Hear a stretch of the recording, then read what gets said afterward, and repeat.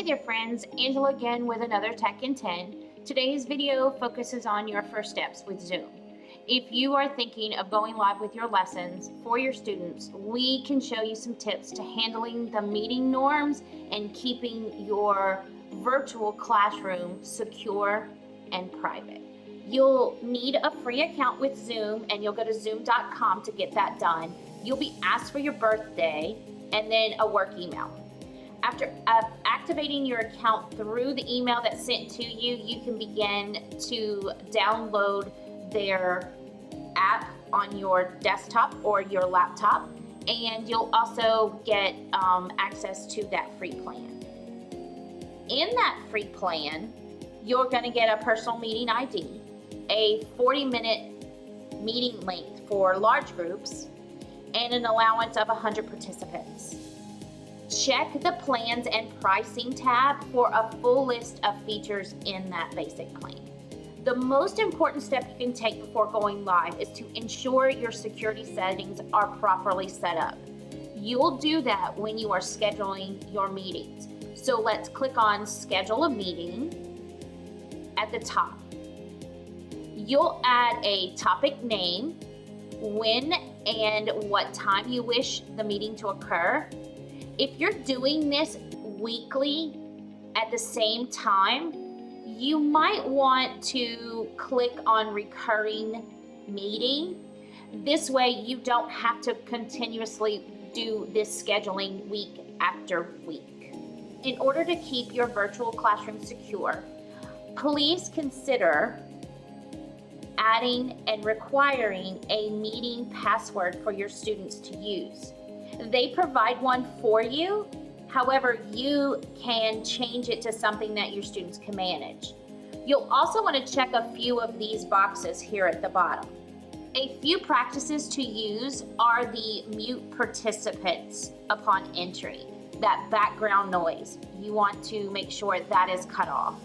You also want to make sure that you keep checked Enable Waiting Room. The waiting room is new and it prevents the attendees from joining your classroom automatically. You, as the host, will individually admit them into your virtual room.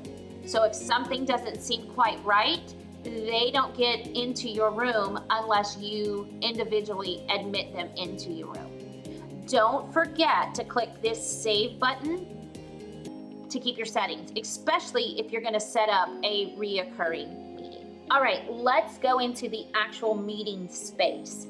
I have downloaded the application to my laptop and I already have it open. And so I'm going to pull it up from the bottom tray. All right, you'll see a slash through this new meeting. That's because I've unchecked Start with Video. That means my webcam is not going to pick up my picture for right now, but you can leave it turned on. It's defaulted to stay on, but you can uncheck that if you wish.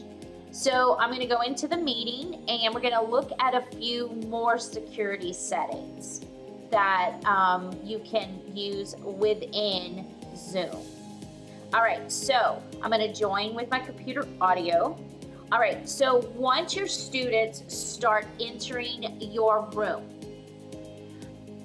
you're going to want to lock that classroom, much like you do on any other given day in your physical classroom. You know, after the tardy bell's rung, you're probably going to want to shut your door. So right here in security, down here at the bottom, if you click on that, a window pops up and you can check Lock Meeting. You might also want to consider whether you're going to use chat or whether you're going to let the children rename themselves. Now, you know your students and you know whether they can handle this or not. The default is they're turned on, but you might want to think about these options to be turned off until you establish some classroom procedures, much like you do in your physical classroom. All right, let's look at some of the controls that you have in your meeting down at the tray at the bottom. You have a mute button and you have a start video button. Remember, this is your webcam. So that's a turn off and on feature. So when you're ready to show your video, you just click this and it will turn on your webcam. We've talked about security. Let's talk about manage participants. Manage participants gives you a panel of all of your students and gives you a few options like removing unwanted participants. That participant will not be allowed to rejoin the meeting. When sharing your screen, a window pops up giving all the windows that you have open. So when I'm ready to share my screen, it gives me all the windows that I have open. It will give me a list of them and I can pick which one I want to share with my students. Okay, so I'm gonna share my screen and I'm gonna choose just the screen that I'm currently on. You will know that you're on the right screen when you see a green box around that window. Also notice that your controls now are at the top instead of the bottom. To grab them at any time, if you'll just hover over the top, you'll get those full controls again. So you can share a new screen, pause the screen, or you have some annotation tools. When you click on that, a new window of options pop down and you can add some text, draw on it. You can even save it for later uses. If you click on the three dots here that says more, it's going to give you a list of options of enabling chat, or if you want to record it, you want to disable participants from annotating. So you have a few more options here in the more area.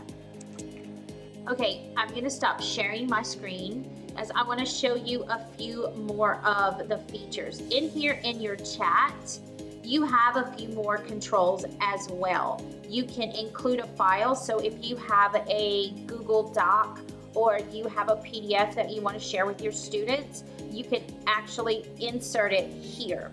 You also have in the three dots here, you have a couple of things that you can do.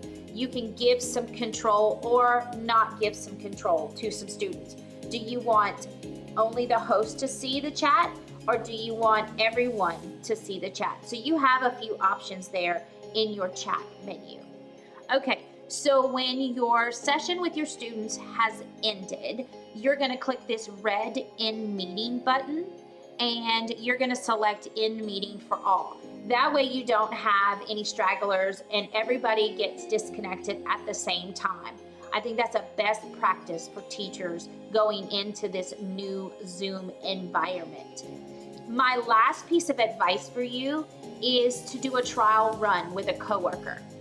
You'll get to know the settings better and the controls in an informal exploration. There is a new version of Zoom that has just come out this week of April 13th, so you might want to check their website for that update. Enjoy your time with your students. Even if you can't be there with them physically, be there with them through Zoom.